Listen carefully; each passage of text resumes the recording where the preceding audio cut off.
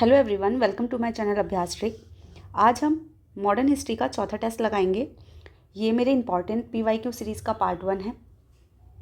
इससे पहले पॉलिटी के भी 2-3 टेस्ट आ चुके हैं, साइंस का एक टेस्ट आ चुका है और पॉलिटी के 2 टेस्ट आ चुके हैं। आई होप कि आपने वो लगा लिए हैं।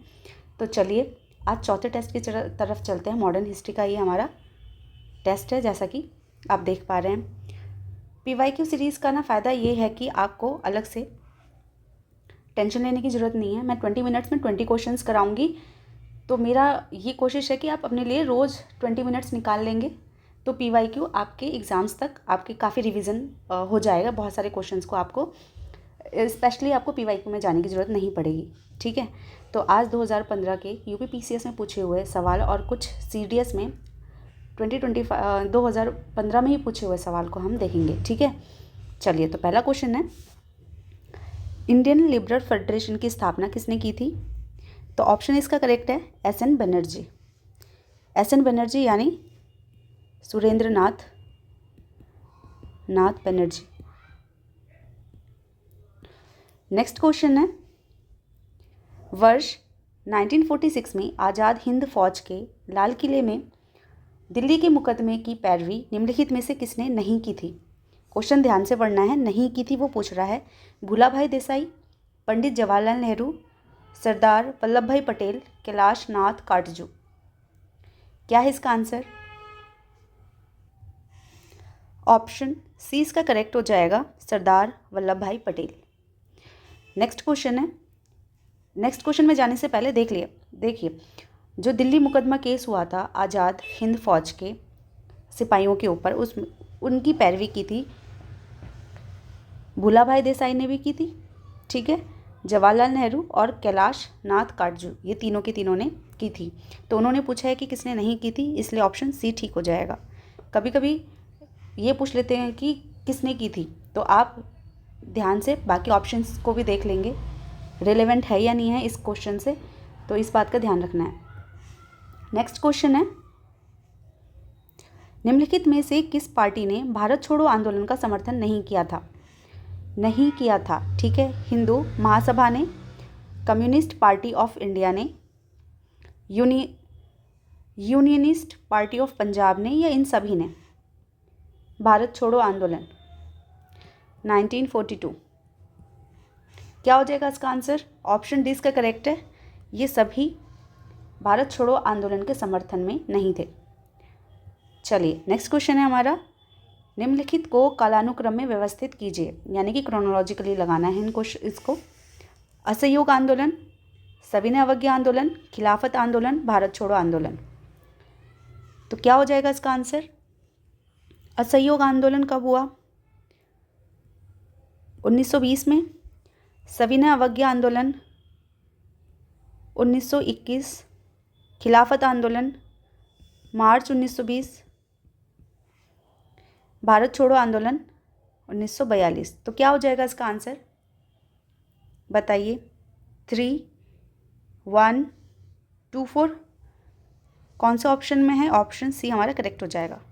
3, फिर 1, फिर 2, फिर 4। ठीक है ना, 3, 1, 2, 4 ऑप्शन सी इसका करेक्ट आंसर हो जाएगा। नेक्स्ट है, महात्मा गांधी ने भारत में अपना पहला जन भाषण कहाँ दिया था? ये भी यूपी पीसीएस में 2015 में पूछा हुआ सवाल है। कहाँ दिया था? तो इन्होंने दिया था वाराणसी में। ऑप्शन डी करेक्ट है इसका। नेक्स्ट क्वेश्चन है, निम्नलिखित में से किसने 1946 में कैबिनेट मिशन का नेतृत्व किया था? कैबिनेट मिशन का 1946 में किसने किया था? ऑप्शन सी इसका करेक्ट हो जाएगा, sir Pethick Lawrence. Sir Pethick Lawrence उस टाइम पे कौन थे 1942 में? ये आप मुझे कमेंट बॉक्स में आंसर देंगे। इसके अलावा इन्होंने कैबिनेट मिशन का नेतृत्व किया, लेकिन ये किस पद पे थे ये आप मुझे कमेंट बॉक्स में बताएंगे। नेक्स्ट क्वेश्चन है, इन व्यक्तियों में से कौन कैबिनेट मिशन का सदस्य नहीं था? बताइए कौन नहीं था? William Wood, Pethick Lawrence, Stafford Cripps, A V Alexander. तो ऑप्शन ए इसका करेक्ट आंसर हो जाएगा, विलियम वुड। बाकी सब तो कैबिनेट मिशन के सदस्य थे ना। कैबिनेट मिशन कब आया था? मुस्लिम लीग ने निम्नलिखित में से किस अधिवेशन में जिन्ना ने अपना 14 सूत्रीय प्रस्ताव रखा था? क्या आंसर है इसका? कौन सा ऑप्शन ठीक हो जाएगा? तो ऑप्शन सी इसका करेक्ट है, 1929 में। और ये 14 सूत्रीय मांग कब रखी थी उन्होंने?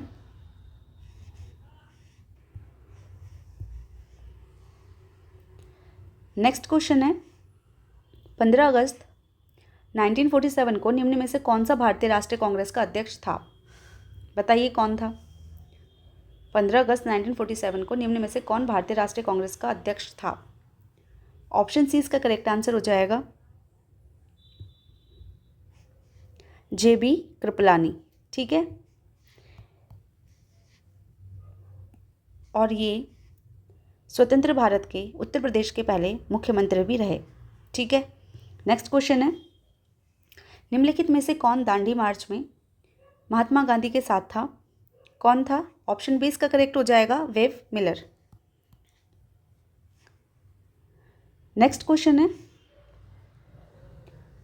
इनमें से किस राजनीतिक नेता ने राजनीतिक संगठन के रूप में भारतीय राष्ट्रीय कांग्रेस को भंग करने और लोक सेवक संघ द्वारा इसके प्रतिस्थापन का सुझाव दिया था? किसने दिया था कि राष्ट्रीय कांग्रेस को ख़त्म कर दिया जाना चाहिए और लोक सेवक संघ को इसकी जगह पे प्रतिस्थापित कर दिया जाना चाहिए? किसने कहा था ये? तो ऐसे विचार हमारे महात्मा गांधी जी के थे। ऑप्शन सी इसका करेक्ट हो जाएगा। नेक्स्ट क्वेश्चन है, औपनिवेशिक भारत के संदर्भ में शाहनवाज खां, प्रेम सहगल और गुरुबख्श सिंह ढिल्लों याद किए जाते हैं। ये NDA या CDS में पूछा हुआ सवाल है 2015 का। क्या हो जाएगा इसका आंसर? स्वदेशी और बहिष्कार आंदोलन के नेता के रूप में, 1946 की अंतरिम सरकार के सदस्यों के रूप में,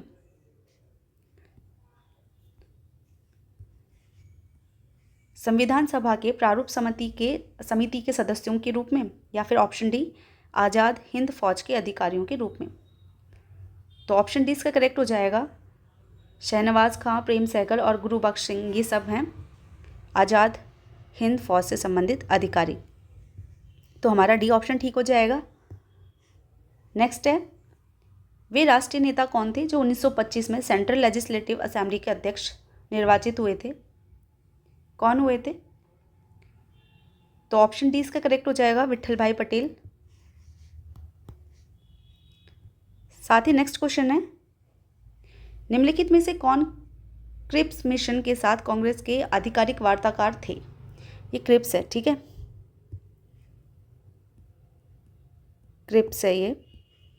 कौन थे? तो ऑप्शन बी इसका करेक्ट हो जाएगा, पंडित नेहरू और Maulana Abu Kalam Azad. Option B is a correct answer. Next question है,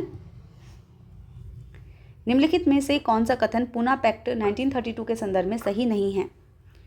तो ये भी एक इंपॉर्टेंट क्वेश्चन है, मार्क कर लेते हैं इसे। क्या हो जाएगा इसका आंसर? सरकारी नौकरियों में दलितों को समुचित प्रतिनिधित्व, प्रांतीय विधानमंडलों में दलित वर्ग के लिए स्थानों का आरक्षण, केंद्रीय विधानमंडलों में दलित वर्ग के स्थानों का आरक्षण, संयुक्त निर्वाचन मंडल पद्धति की स्वीकृति। क्या हो जाएगा? पूना पैक्ट क्यों लाया गया था? यहाँ पे ये भी क्वेश्चन बन रहा है, ठीक है। इसका आंसर बताइए। तो इसका आंसर हो जाएगा ए, सरकारी नौकरियों में दलितों को समुचित प्रतिनिधित्व। ये इसका करेक्ट आंसर नहीं है। पूना पैक्ट इसलिए लाया गया था ताकि विधानमंडलों और केंद्रीय विधानमंडलों में दलितों के लिए निर्वाचित स्थान की जगह पर उनके लिए स्थानों का आरक्षण कर दिया जाए, ताकि अलग से निर्वाचन के सिद्धांत को नहीं अपनाने की ज़रूरत पड़े, ठीक है। तो हमारा बी ऑप्शन, तो सी ऑप्शन और साथ ही साथ डी ऑप्शन भी ठीक हो जाएगा, क्योंकि इसके अंतर्गत ही संयुक्त निर्वाचन मंडल पद्धति के तहत ही इनके लिए प्रांतीय विधानमंडलों और केंद्रीय विधानमंडलों में दलितों के लिए स्थानों का आरक्षण दिया गया था, ठीक है। तो पहला वाला तो गलत हो जाएगा। चलिए नेक्स्ट क्वेश्चन है, रॉलेट एक्ट पारित किया गया था कृषि भूमि में सुधार लाने के लिए, राष्ट्रवादी और क्रांतिकारी क्रियाकलापों में कमी लाने के लिए, अनुकूल व्यापार संतुलन के लिए, या द्वितीय विश्व युद्ध के अपराधियों पर मुकदमा चलाने के लिए। ये सेकंड है, द्वितीय। क्या हो जाएगा इसका आंसर? तो रॉलेट एक्ट पारित किया गया था 1919 में राष्ट्रवादी और क्रांतिकारी क्रियाकलापों में कमी लाने के लिए, है ना। चलिए नेक्स्ट क्वेश्चन है, भारतीय राष्ट्रीय कांग्रेस के 1924 के अधिवेशन में महात्मा गांधी द्वारा मात्र एक बार, ये बार है, मात्र एक बार अध्यक्षता की गई। यह अधिवेशन कहाँ हुई थी? ऑप्शन सी इसका करेक्ट आंसर हो जाएगा, बेलग्राम में। और ये कब की थी उन्होंने? 1923 के आसपास। ठीक है, नेक्स्ट है, असहयोग आंदोलन के विषय में निम्नलिखित कथनों पर विचार कीजिए। यह आंदोलन इससे पहले हुए किसी भी अन्य राजनीतिक आंदोलन की अपेक्षा काफ़ी प्रबलता का था। यह आंदोलन हिंदू मुस्लिम एकता को प्रोत्साहित करने में सहायक हुआ। यह आंदोलन राष्ट्रवाद, मध्यम वर्ग, राजनीति, धर्म, सामंतवाद, कृषक असंतोष और श्रमिक वर्ग के आंदोलन का मिश्रण था। ये एक साथ है, ठीक है। ये थोड़ा सा टाइपिंग का हो गया है। क्या हो जाएगा इसका आंसर? क्वेश्चन को एक बार फिर देख लेते हैं। असहयोग आंदोलन के विषय में कौन से कथन सही हैं ये बताने हैं हमें। यह आंदोलन सबसे पहले हुए किसी भी अन्य राजनीतिक आंदोलन की अपेक्षा काफ़ी बड़ी प्रबलता का था, तो पहला स्टेटमेंट तो ठीक हो जाएगा। ठीक, 1920 में पहला स्टेटमेंट तो ट्रू स्टेटमेंट है। यह आंदोलन हिंदू मुस्लिम एकता को प्रोत्साहित करने में सहायक हुआ, ये भी स्टेटमेंट ठीक है। तीसरा, यह आंदोलन राष्ट्रवाद, मध्यम वर्ग, राजनीतिक, धर्म, सामंतवाद, कृषक असंतोष और श्रमिक वर्ग आंदोलन का मिश्रण था। क्या ये बात सही है? नहीं, असहयोग आंदोलन में मध्यम वर्ग और सामंतों ने तो इसमें पार्टिसिपेट ही नहीं किया था, तो तीसरा ऑप्शन तो हमारा ये गलत हो जाएगा। और क्योंकि पहला और दूसरा स्टेटमेंट ठीक है, इसलिए हमारा ऑप्शन भी करेक्ट हो जाएगा। नेक्स्ट क्वेश्चन है, व्यक्तिगत सत्याग्रह में विनोबा भावे को प्रथम सत्याग्रही चुना गया था, दूसरा सत्याग्रही कौन था? ये क्वेश्चन बहुत बार रिपीट हुआ है। आई होप कि इसका आंसर सबको पता होगा, तो ऑप्शन बी इसका करेक्ट हो जाएगा, जवाहरलाल नेहरू। ठीक है।